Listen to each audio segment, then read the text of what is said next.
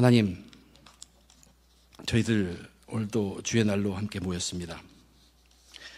부족한 저희들 예수 그리스도의 이름으로 모여 주의 전에서 함께 하나님께 예배드리게 하심 감사합니다. 하나님이 인도하시고 주장하셔서 말씀이 온전히 역사하도록 인도해 주시옵소서. 전하는 자 부족합니다. 지켜주시고 하나님의 뜻만이 온전히 전해지도록 도와주시옵소서. 하나님 앞에 겸손함으로 함께 드린 이 귀한 예배에 은혜로 충만케 해 주시옵소서. 예수님의 이름으로 기도드립니다. 아멘.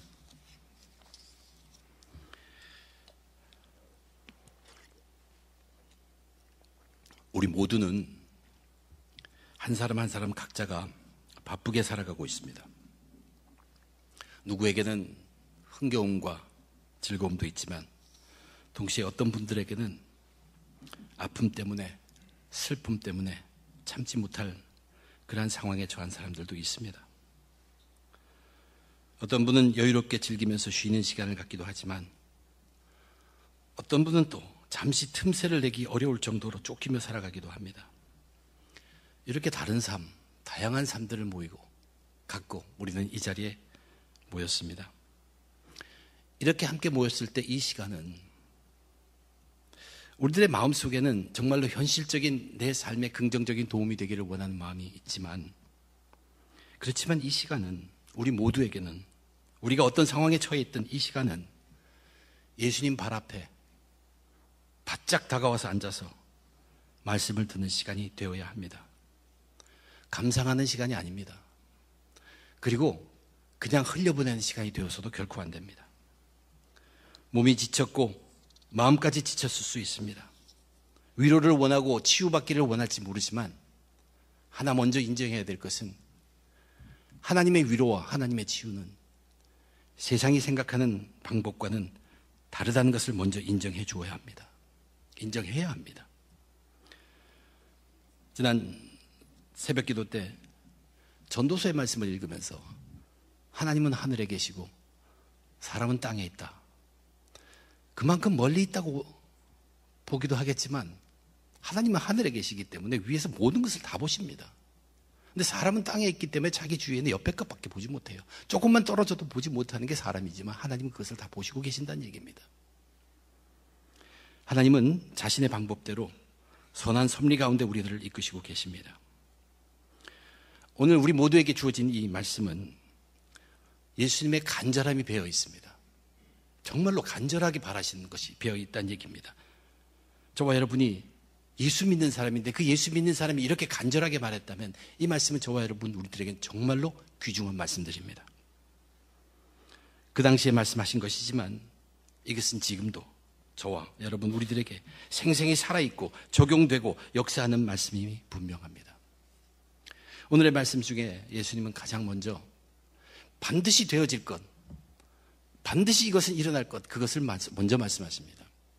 자기 앞에 모여있는 그 많은 무리들이 이 되어질 것을 먼저 확실히 알기를 주님은 원하신 것입니다. 내가 불을 땅에 던지러 왔노니 이 불이 이미 붙었으면 내가 무엇을 원하리요? 이 불이 붙었으면 내가 무엇을 원하리요? 이 표현은 바로 이 불이 지금 붙어서 확 탔으면 좋겠다, 그런 뜻입니다. 이것이 간절함이에요. 이 불이 확 탔으면 좋겠는데 하나님이 나에게 그 불을 이 땅에 보내서 내가 갖고 왔다는 얘기예요. 근데 이것이 확 붙었으면 좋겠다 하는 그 바람입니다. 불이 붙는 것이 무엇일까?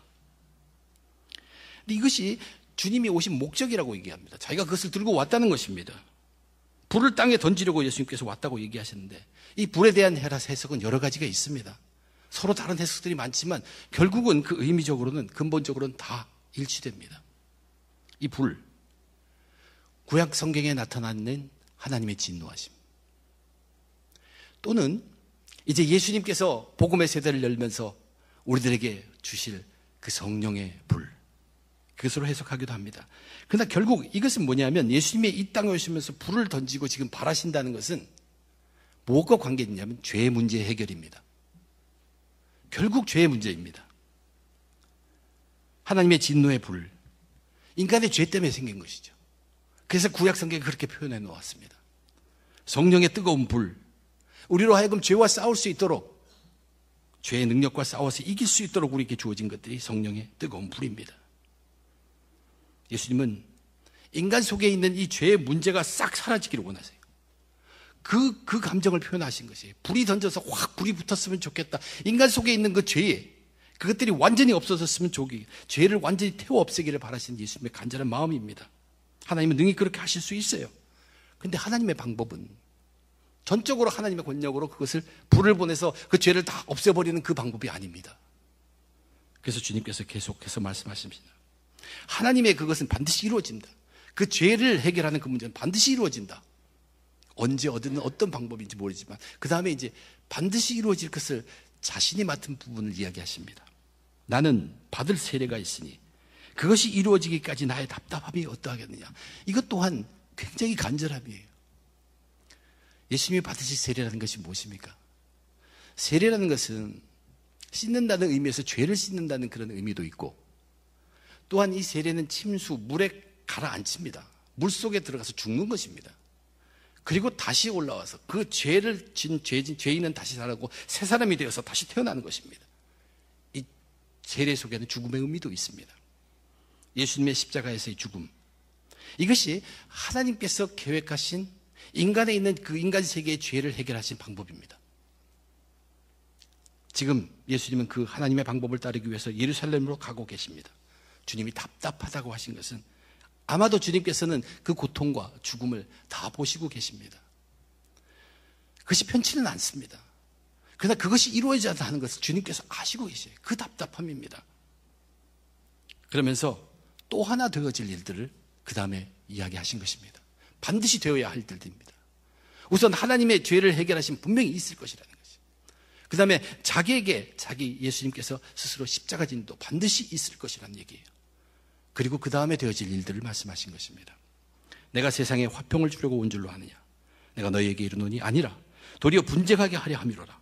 이후부터는 한 집에 5사람이 있어 분쟁하되 셋이 둘과 둘이 셋과 하리니 아버지가 아들과 아들이 아버지와 어머니가 딸과 딸이 어머니와 시어머니가 며느리와 며느리가 시어머니와 분쟁하리라 하시리라.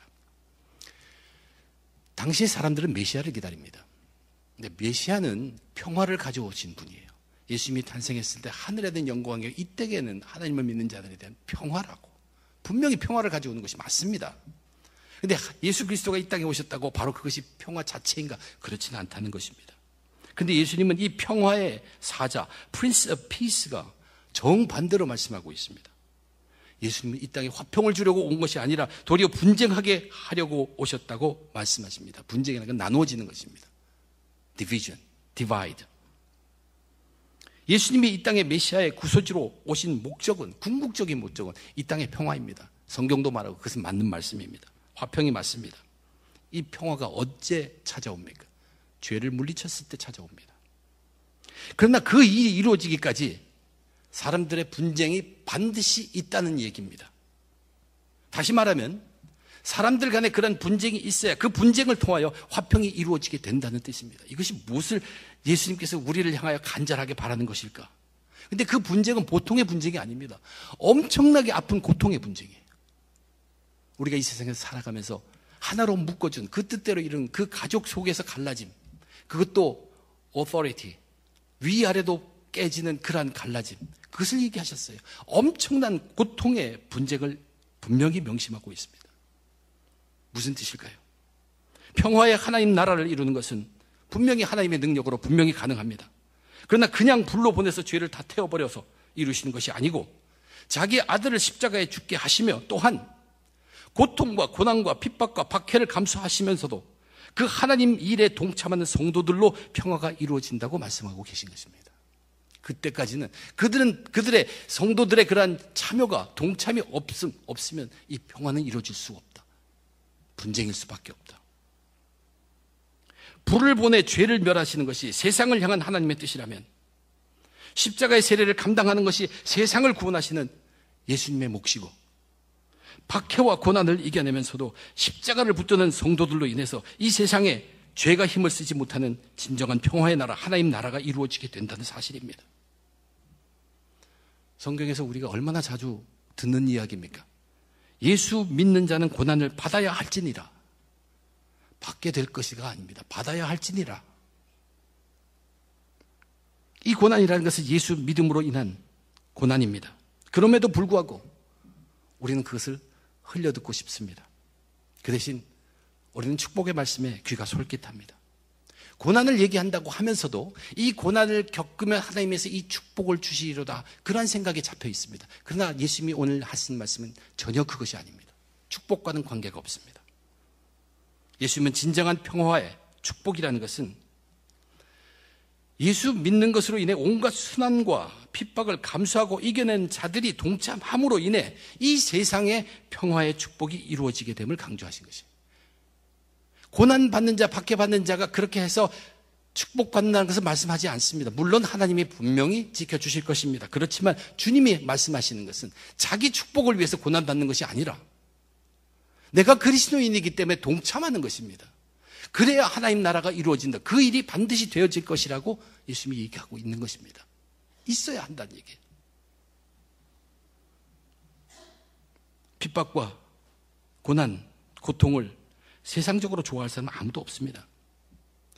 그러나 예수 믿는 성도들은 누구나가 다 예수를 따라가기 위해 겪는 어떤 장애라도 극복하고 하나님 일에 동참해야 함을 예수님이 간절하게 말씀하신 것입니다.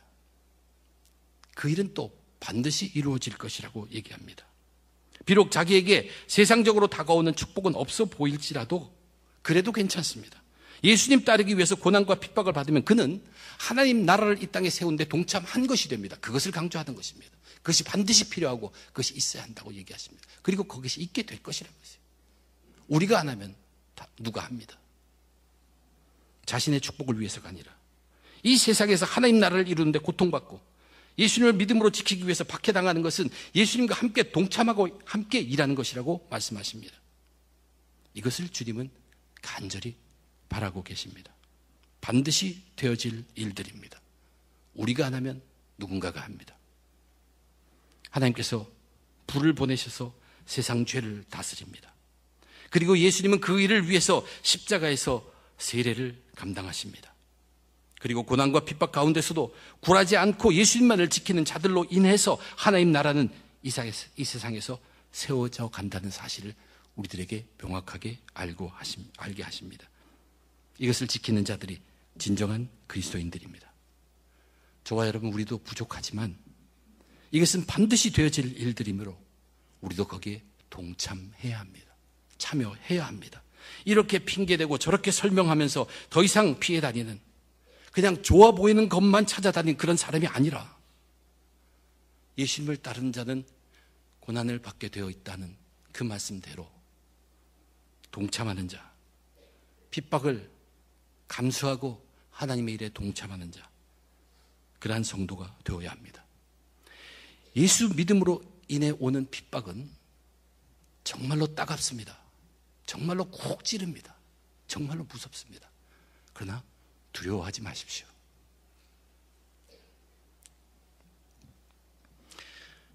우리 앞에 되어질 일들을 예수님은 간절하게, 확실하게 얘기하면서 우리들을 향한 간절함을 분명히 말씀하셨습니다. 예수 믿어. 당연히 동참해야 돼. 고난과 핍박 피하지 마. 그리고 나서 이제 54절을 보면 무리를 향하여 말씀하셨다. 예수님이 그러면 그 앞에는 제자들을 향해 말하고 이제는 온 무리를 향해서 말씀하셨다는 그런 뜻이 아닙니다. 여기 무리를 향해 말씀하셨다는 것은 그 다음에 있는 내용들을 보면 명확해집니다. 무리들에게 말씀하시면서 무리들에게 한 번도 얘기하지 않았던 이야기를 합니다. 외식하는 자들. 예수님께서 외식하는 자들이라고 부를 때는 무리가 아닙니다. 지도자들이었어요. 바리새인과 교사들이었어요.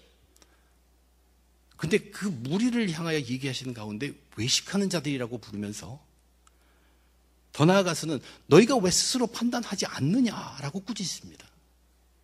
이것은 무리의 얘기입니다.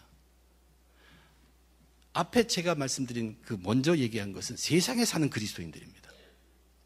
세상 속에서 이 세상에 하나님 나라를 세워가기 위해서 우리가 감당해야 될 그리스도인으로서, 성도로서 동참하라는 것을 강조하셨다면, 이제는 그 가운데 세상 속의 유대인의 공동체처럼 우리가 교회의 일원으로 그 공동체 속에서 우리는 그리스도인에서 어떻게 살아야 할 것인가를 이 말씀을 통해서 그들에게 들려주셨고 또 우리들에게 들려주고 계십니다.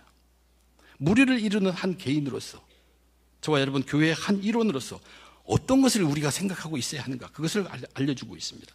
근데 이 얘기를 하시기 위해서 주님께서는 모든 사람들이 쉽게 다 경험하고 알고 있는 이야기를 하십니다. 그것이 날씨 얘기예요. 물론 이 날씨를 적용하는 것은 팔레스타인 지역에 특별하게 거기에 있는 이야기겠지만 이렇게 말씀하셨어요. 구름이 서쪽에서 나타나면 소나기가 올 것이다 라고 대부분 생각하는데 그게 맞다는 얘기예요. 그대로 된다는 얘기죠. 바람이 부는데 남쪽에 대해서 바람이 불면 보통 아주 더워진다. 사람들이 다 알고 있어요. 그리고 그렇게 더워질 거야. 그런데 진짜 그렇게 더워진다는 이야기입니다. 이 말씀하시고 예수님은 무리들을 향해서 외식하는 자여라고 얘기했다는 얘기입니다. 왜 외식일까? 이 외식에 대해서는 사실 우리가 12장을 오늘 마감하고 있는데 11장에서 그 하나 전장에서 예수님께서 바리새인이 식사에 초대해서 거기에 가서 식사 자리에서 바리새인과 율법 교사들에게 외식하는 자들이요 화 있을 진저하고 꾸짖음으로 시작된 이야기들입니다. 그래서 그 식사 자리를 마치고 나왔더니 엄청나게 많은 수만 명이라고 기록되어 있어요. 12장 처음에 보면 모여 있는데 그들이 본 것은 뭐냐면 예수님과 바리새인과 서기관들이 다투는 것이에요. 외식하는 문제로 꾸짖었기 때문에.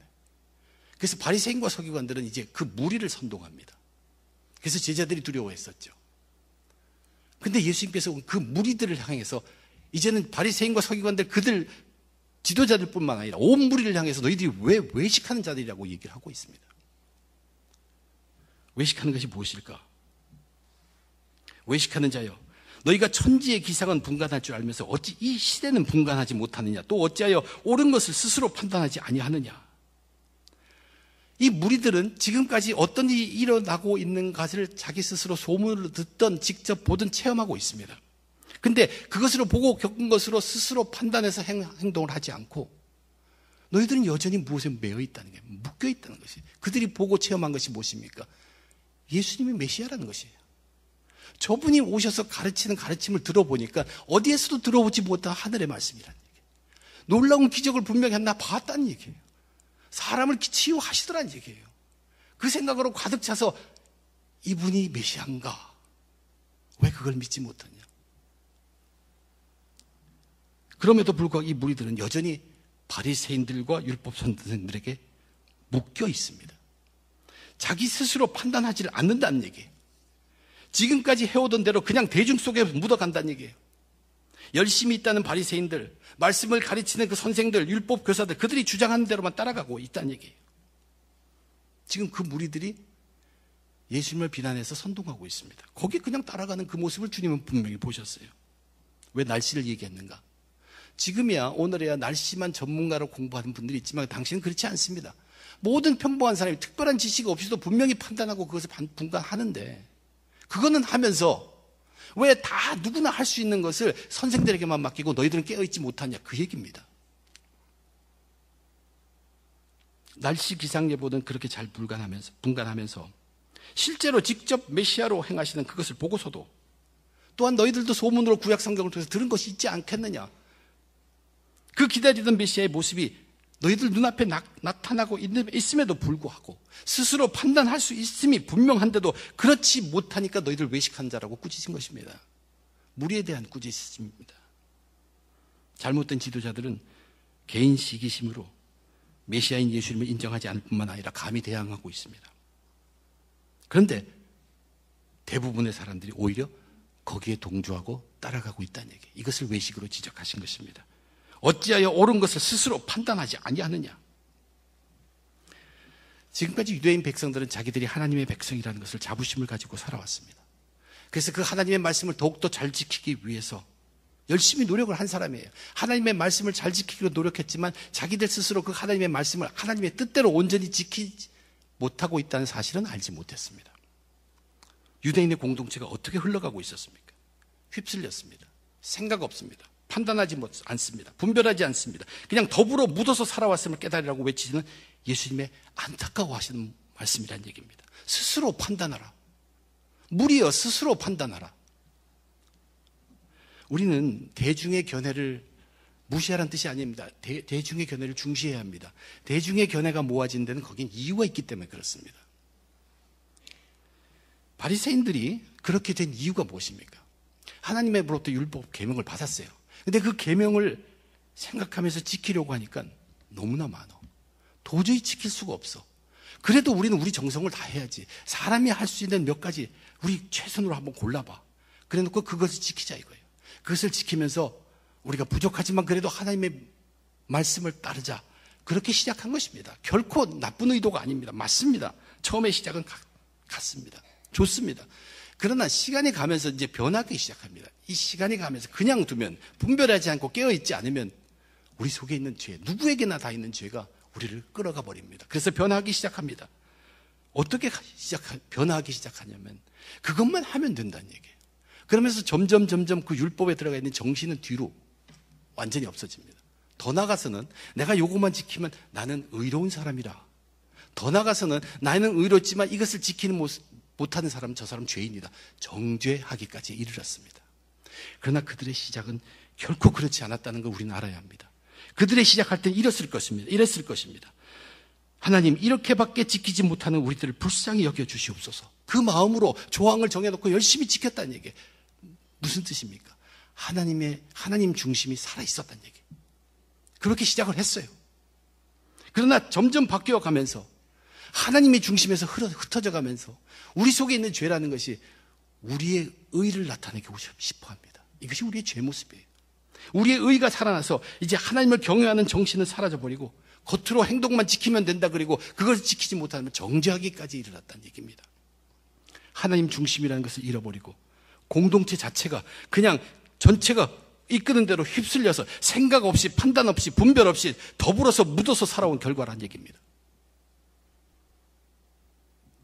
현대 교회에 대해서 쓴소리 하는 사람들은 대부분이 그리스도인들입니다. 그리스도인들이 교회에 대해서 쓴소리 합니다. 그러면서도 대부분의 그리스도인들은 하나님을 먼저로, 하나님을 우선으로 세워놓는 교회를 지키기보다는 사람을 우선으로 세워놓은 교회를 원합니다. 그런 교회를 좋아합니다. 어떤 분은 그렇게 얘기해요. 복음의 시대가 왔다는 얘기예요. 이제는 엄하신 하나님의 시대가 아니라는 얘기예요. 우리의 친구 대신 예수님의 시대라고, 예수님의 머리라고 하면서 사람 위주의 공동체로 교회를 변질시키려고 하는 모습이 있습니다. 그래도 되는 줄 압니다. 제가 한국 교회의 사정을 알지는 못하지만, 그러나 그리스도인들이 습관적으로, 관습적으로 지켜온 것이라 할지라도 항상 돌아보며 스스로 판단해야 합니다. 분별해야 합니다. 분별할 것은 분별하고 판단할 것은 판단해야 합니다. 무엇을 중심으로, 하나님 중심에 있느냐를 판단해야 한다는 얘기예요. 하나님의 중심이 있냐를 판단한다는 것은 죄 문제를 자각한다는 얘기입니다. 하나님을 중심으로 생각하기 시작하면 드러나는 게 죄이기 때문에, 또 죄 문제를 생각하다 보면 거기서 하나님이 중심이 되기 때문에 늘 판단해야 합니다. 잠시도 쉬면 안 됩니다. 하나님의 중심대로, 하나님의 뜻대로, 예수님이 머리가 되시도록. 그렇지 않으면 우리의 인간의 죄성이라는 것이 모든 것을 사람 위주로 바꿔버리고 끌고 갑니다. 이것이 우리 속에 있는, 모든 여러분들과 우리 속에 있는 인간 죄성의 무서움입니다. 정말로 놀랍습니다. 우리는 모르는 새 그렇게 바뀌어져 있다는 얘기입니다. 미국 내 이민교회들, 그 모습 속에 참으로 순수하게 하나님 중심으로 시작된 많은 것들이 어느새 40년, 50년이 지나가면서 모르는 사이에 전부 세상 중심으로 바뀌어져 있는 모습이 가득한 것이 오늘날의 현실입니다. 처음에는 정말 예수 십자가를 지는 자기 희생으로, 그 사랑으로 시작합니다. 영혼을 사랑하기 때문에 사람들을 교회로 인도했습니다. 하나님의 중심이고 예수님의 머리 되심을 분명하게 가슴에 새기면서 그 감격으로 일했습니다. 그리고 계속 하나님 중심, 예수님 머리라는 것을 마음의 중심에 두고 언제도 깨어있으면서 늘 분별할 때 분별하고 스스로 판단했다면 아무 일 없습니다. 그러나 어느 한순간에 힘들어지면 교회를 유지해야 되기 때문에 그 교회 유지하는 데 허덕이면서 지내오면 그 순간에 휩쓸어지는 것이, 중심이 흔들리는 것입니다.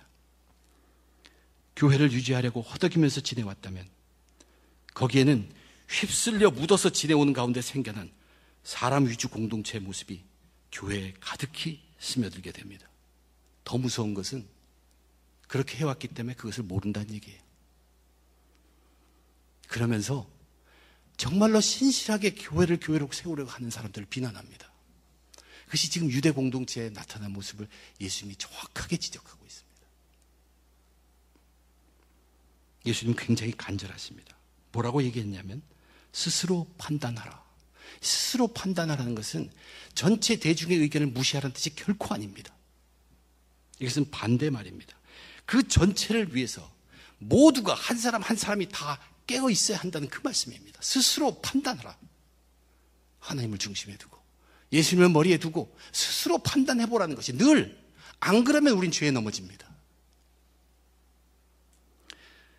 첫 번째 이슈는 세상에 하나님 나라 평화, 그것이 하나님의 뜻이에요.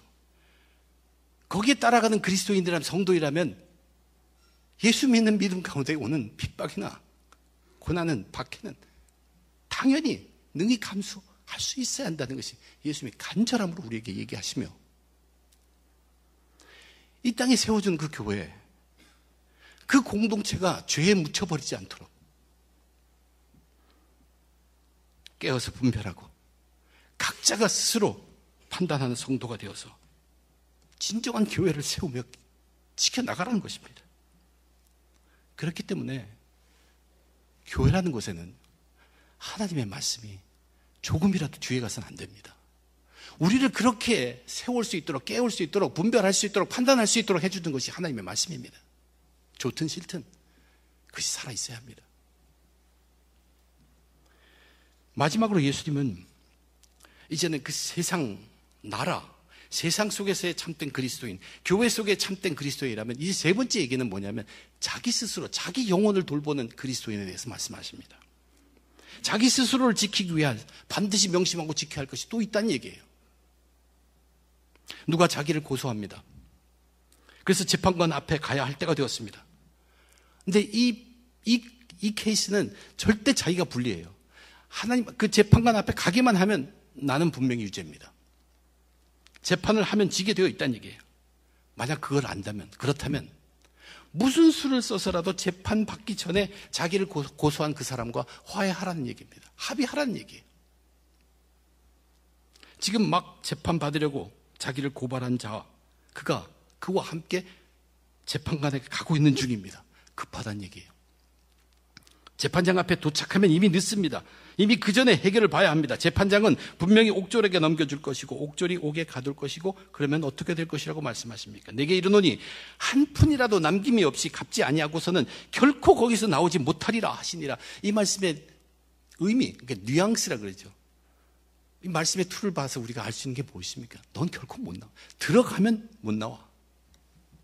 왜냐하면 갚을 수 있는 길이 없기 때문에. 이 이야기 속에서 고발한 사람이 누군가?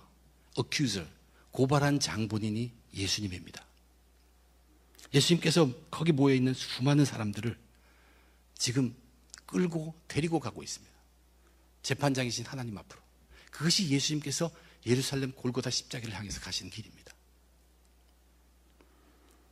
그런데 그들이 자기를 고발하는 예수님과 화해하지 아니하고 재판장이신 하나님 앞에 다다르게 되면 그때는 늦습니다. 죄인의 벌을 받게 될 것입니다. 그리고 감옥에 갇힐 것입니다. 거기서 나오려면 죄값을 하나도 남김없이 다 치러야만 나올 수 있습니다. 그런데 이 이야기에서 예수님이 말씀하신 대로 그것은 불가능합니다. 왜 불가능하냐? 우리의 죄는 너무나 많습니다. 또한 내가 잃어버린 죄도 숱하게 많습니다. 그것을 다 꼬집어내며 우리가 갚을 수 있는 길이 없다는 얘기예요. 다 값을 쳐서 지불하는 것 불가능한 얘기입니다. 그러므로 자기를 고발한 예수님과 화해를 하는 방법, 그 길밖에 없다고 예수님께서 말씀하시는 것입니다. 재판관이신 하나님 앞에 다다르기 전에 이 화해는 이루어져야 한다는 것, 이 예수님과 화해하는 것이 바로 뭐냐면 예수님만을 믿고 구주로 받아들이는 것입니다. 그 방법밖에 없다. 이 길밖에 없다는 것을 강조하셨습니다. 그것도 간절히 강조하십니다. 지금의 저와 여러분 우리들에게도 똑같은 문이 열려 있습니다. 모든 인생은 자기를 창조하신 하나님 앞에 서게 될 것입니다. 어느 누구 한 예외도 없습니다. 예수님이 이 땅에 오신 후로 오직 예수님을 믿는 믿음으로만 우리는 하나님 앞에서 구원을 얻게 됩니다. 예수님의 십자가의 죽음, 그것이 나의 모든 죄의 죽음이라는 그 진실을 믿는 믿음, 그것을 진실로 받아들일 때 예수님의 죽음이 나의 모든 죄의 죽음과 같다는 것을 받아들일 때, 그때 우리는 예수님과 화해가 이루어집니다. 예수님이 화해해 주십니다. 그래서 하나님 앞에서도 우리는 영원한 지옥불의 판결을 피하게 됩니다. 그런데 이렇게 구원받을 수 있는 기회는 우리가 이 땅에 살아있을 때까지 뵙깁니다. 살아있을 동안뿐이란 얘기예요. 지금도 우리의 시간이라는 것은 하나님을 향해서 계속 질주합니다. 똑같은 속도로 조금도 쉬지 않고. 아직도 예수님을 구세주로 믿지 못하는 자들은 그날의 재판장이신 하나님 앞에서 영원한 지옥불의 판결을 피할 수 없을 것입니다. 결코 거기서 나오지 못합니다. 다른 길이 없습니다. 오직 예수님을 믿는 믿음뿐입니다. 저희들은 오늘 죄 얘기를 했습니다. 세 가지를 얘기했지만 전부가 다 죄의 문제입니다. 그리스도인인 저와 여러분, 우리들은 죄가 옛날 구약 성경 시대의 이야기나 또는 성경에서만 이야기하는 죄로 생각해서는 결코 안 됩니다. 내 삶은 온통 죄라고 간주하는 것이 오히려 우리에게는 안전합니다. 믿는 자들, 성도들의 삶은 온통 죄이기는 하지만 우리는 그 죄를 알고 인식하고 자각하면서 이 세상에서 하나님 나라를 위하여 죄와 싸울 각오로 박해와 고난과 고통을 겪으면서 하나님 일에 동참하는 자들이 바로 그리스도인이요, 그들이 성도들입니다. 그리고 내가 온통 죄인, 죄 속에 뒹굴고 있지만 그러나 우리는 죄를 알고 있습니다. 영혼을 구원하는 이 땅의 교회가 세상 죄에 파묻히지 않도록, 세상 죄에 휩쓸려 가지 않도록 깨어서 분별해서 스스로 판단한 책임이 맡겨져 있는 자들, 그들이 그리스도인들이고 그들이 성도입니다. 그 책임이 있는 사람들이 우리 각자 한 사람들입니다. 이 무리를 위하여, 교회를 위하여. 우리의 자신의 영혼은 어떤 영혼인가? 나의 모든 죄 때문에 십자가에서 죽으신 하나님의 아들 예수님, 그분이 화해해 주셨기 때문에 시들지 않고 죽지 않고 구원받을 수 있는 영혼이 되었다는 것입니다. 그것을 잊지 않기 때문에 우리는 끝까지 예수님 붙들고 가는 것입니다. 그 길밖에 없습니다. 우리의 참된 평화는 박해받으며 죄와 싸울 때 얻어지는 것이라고 했어요. 우리가 영원히 살 수 있는 길은 죽는 길밖에 없다고 얘기하죠. 그것이 그리스도의 삶입니다. 사랑의 교제도, 이 사랑의 교제라는 것은 죄를 분별하는 가운데 가능한 것이 사랑의 교제입니다. 그냥 좋고 좋은 것이 사랑의 교제가 아니에요.